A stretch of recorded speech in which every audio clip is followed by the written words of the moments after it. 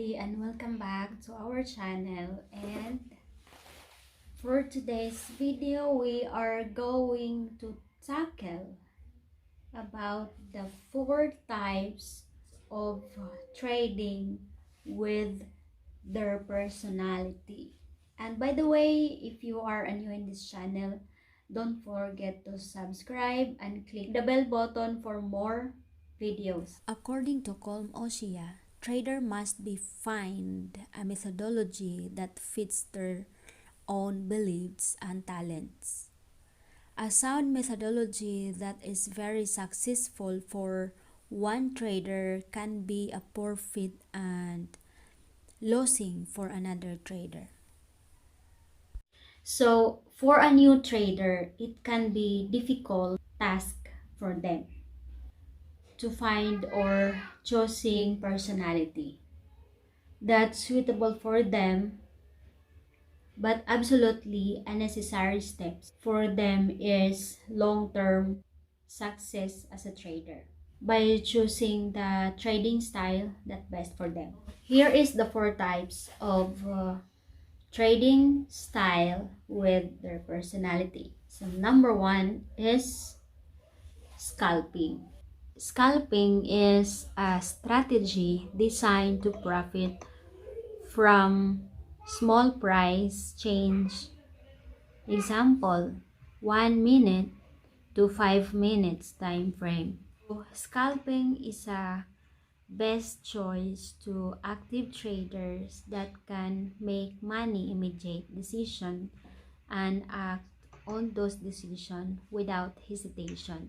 Scalper requires focus and concentrate, so it is not suitable trading style for people who are easily distracted. And number 2, day trading.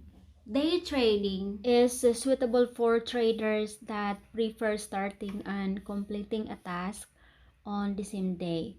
Example, 5 minutes to 15 minutes time frame.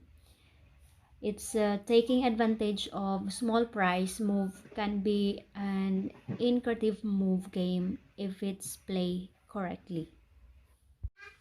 Saman! Oh!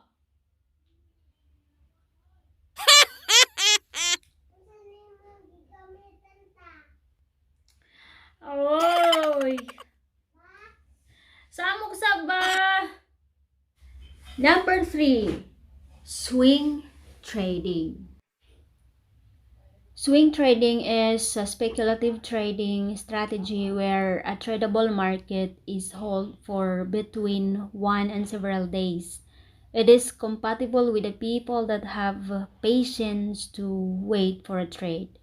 But once they have entered a trade, they want it to become profitable quite quickly. Number 4, position trading. Position trading is the longest term trading of all and often has a trades that last week to months. Therefore, position trading is only suitable for the most patient people, not for the person who wants to get a million in one day. That's our 4 types of trading with their personality. And of course, patience and discipline is the most important in trading. Remember, we have to take baby steps. Walang yumayaman agad sa stock market. They have to do a lot of efforts to work hard before to get money. That's the truth about it. So thank you for watching and see you for the next video.